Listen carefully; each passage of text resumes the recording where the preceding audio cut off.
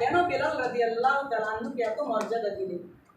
বেলাল রাদিয়াল্লাহু তাআলা আনহু মসজিদে নববীর স্থায়ী একজন মুয়াজ্জিন ছিলেন, আজান দিতেন, খুতবা ছিলেন। তারপরে আল্লাহ তাকে কবুল করেছেন, তিনি মুয়াজ্জিন হয়েছেন। তো মুয়াজ্জিনদের ফজিলত কি?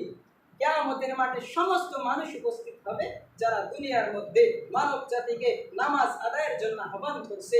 আল্লাহ তাদের সম্মান বাড়িয়ে দিবে, তাদের ঘাড় সমস্ত মানুষদের থেকে উঁচু থাকবে।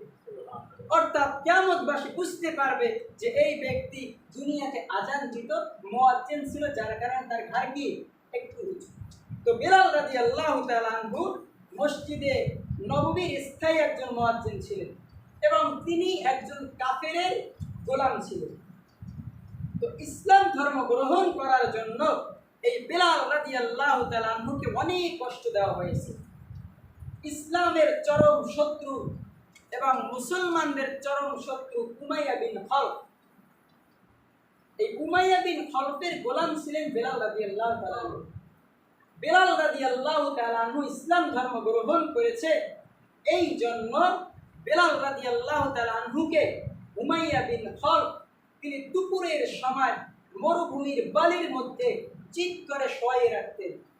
এরপরে তার বুকের উপর বড় একটা পাথর চাপা দিয়ে রাখতেন আর তাকে বলতো, হে বেলাল, যদি তুমি তোমার ইসলাম নিয়ে থাকো তাহলে তুমি এই মরুভূমির বালির উপরে এই পাথরের চাপা নিয়ে ছটফট করে মরে যাও, আর যদি তুমি বাঁচতে চাও তাহলে তুমি ইসলামকে ত্যাগ করে দাও।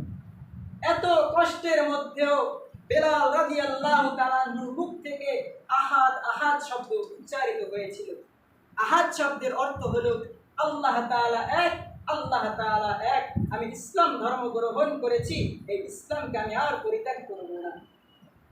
এরপরে যখন দিনের বেলা এই শাস্তি তাকে দেওয়া হতো, যখন রাত্র হতো, তখন উমাইয়া বিন খলফ এবং আবু জাহেল এরা মিলে বড় বড় শক্তিশালী কাফের ছিল, এরা মিলে বেলাল রাদিয়াল্লাহু তাআলা আনহুকে রাতে শিকলে বেঁধে তাকে পরিপূর্ণ পর্যাপ্ত পরিমাণ নির্যাতন করা হতো।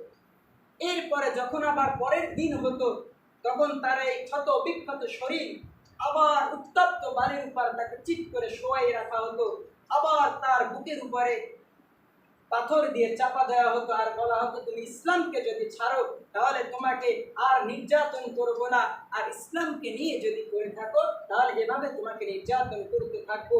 এত কষ্টের মধ্যে বেলাল রাদিয়াল্লাহু তাআলা আনহুর জবান থেকে এই কথাই উচ্চারিত হয়েছিল, ইসলাম ধর্ম সত্য ধর্ম, এই ধর্মকে গ্রহণ করেছি, আমার জীবন যদিও চলে যায় তারপরে আমি ইসলামকে ত্যাগ করব না।